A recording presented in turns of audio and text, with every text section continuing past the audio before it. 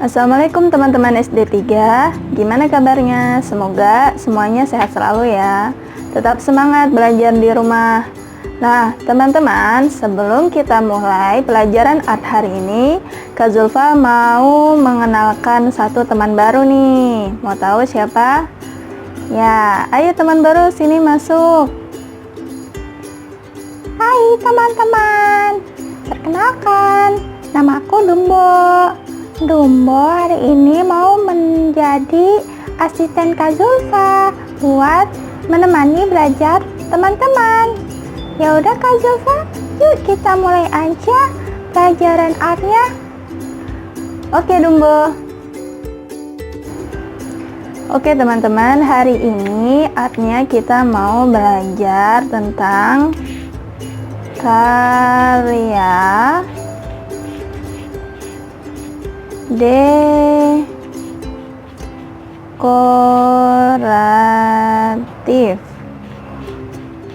Nah, ada yang udah tahu karya dekoratif itu artinya apa?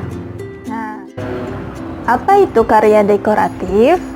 Nah, dekoratif sendiri artinya adalah suatu seni menggambar yang bertujuan untuk mengolah permukaan dari suatu benda agar menjadi lebih indah. Nah, intinya jadi kita membuat suatu gambar atau suatu benda itu menjadi lebih indah.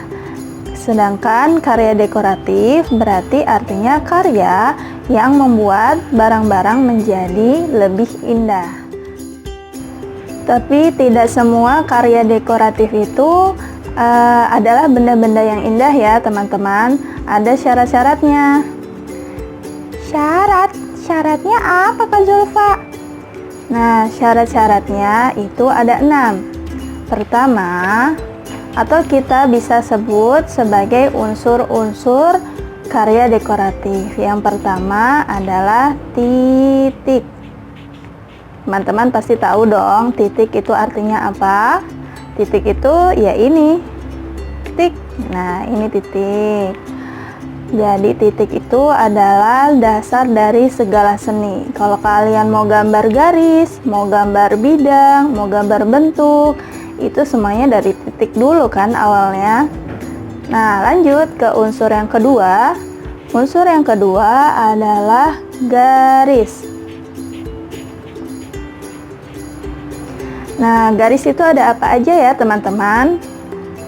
Ada garis horizontal, ada garis vertikal, ada garis melengkung, ada garis zigzag, ada juga garis spiral. Nah, syarat yang ketiga adalah bidang.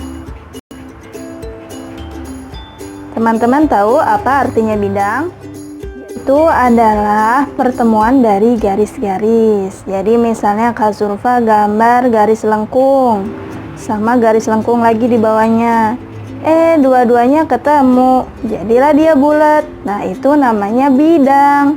Ada lagi garis yang ketemu 4 sudut, 4 garis. Nah, ini namanya segi 4, betul. Jadi bidang itu adalah pertemuan dari garis-garis ya teman-teman.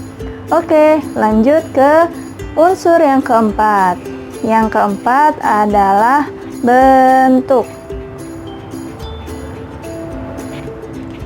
Nah, kalau bentuk, kalau tadi kan bidang itu pertemuan garis. Kalau bentuk, ada yang bisa nebak nggak artinya apa? Dumbo tahu nggak artinya apa? Dumbo tebak sih, bentuk itu pertemuan dari bidang-bidang. Iya nggak Kak Zulfa? Betul Dumbo. Jadi bentuk itu pertemuan dari bidang-bidang. Nanti Kak Zulfa kasih. Nah, bentuk itu contohnya adalah tabung, kerucut, bola, kubus, dan balok. Nah, ini Kak Zulfa punya salah satu contoh bentuk. Jadi bedanya bentuk dengan bidang, Kalau bentuk kita bisa lihat dari segala sisi ya teman-teman ya. Nih, kita bisa lihat dari atas, samping, dan bawah. Sedangkan bidang itu cuma bisa kita lihat dari satu sisi aja. Coba kalau kita balik, kan jadi nggak kelihatan ya. Nah, itu bedanya ya. Dan yang kelima, unsur karya dekoratif adalah tekstur. Nah, ya, jadi tekstur itu artinya sifat atau keadaan permukaan suatu barang atau benda. Nah, misalnya kertas. Kertas ini teksturnya halus ya. Kalau pasir atau gula pasir teksturnya kasar. Nah, itu namanya tekstur ya. Jadi sifat atau keadaannya suatu benda. Lanjut ke yang terakhir atau unsur keenam adalah warna. Warna teman-teman udah tahu dong ya. Nah, Kak Zulfa ingatkan lagi ya, warna itu ada 7. Ada warna merah, warna jingga, warna kuning, warna hijau, warna biru, nila, dan ungu. Jadi teman-teman, kalau mau disebut karya dekoratif, jadi harus memiliki salah satu dari 6 unsur ini ya. Nah, misalnya contoh-contoh karya dekoratif itu ada banyak di sekitar kita. Misalnya di lemari kalian suka ada ukiran kan? Nah, itu salah satu contoh karya dekoratif. Atau misalnya di taplak ini. Nah, lihat, ada polanya, ada motifnya. Nah, itu disebut juga karya dekoratif. Atau di baju-baju kalian pasti ada gambar-gambar lucu kan? Nah, itu juga termasuk karya dekoratif ya teman-teman. Nah, ada satu karya dekoratif yang khas banget dari Indonesia. Teman-teman tahu nggak apa? Kalau Dumbo tahu nggak apa?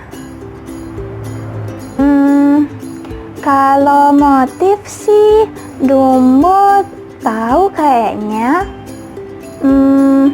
Batik bukan? Wah, betul sekali. Jadi teman-teman, batik itu merupakan karya dekoratif khas Indonesia. Nah, setelah ini kita akan mempraktekkan karya dekoratif dalam bentuk pola batik. Nah, teman-teman, untuk cara pembuatan pola batiknya, teman-teman bisa cek di video yang kedua ya. Nah, oke, selamat berjumpa lagi di video yang kedua. Dadah!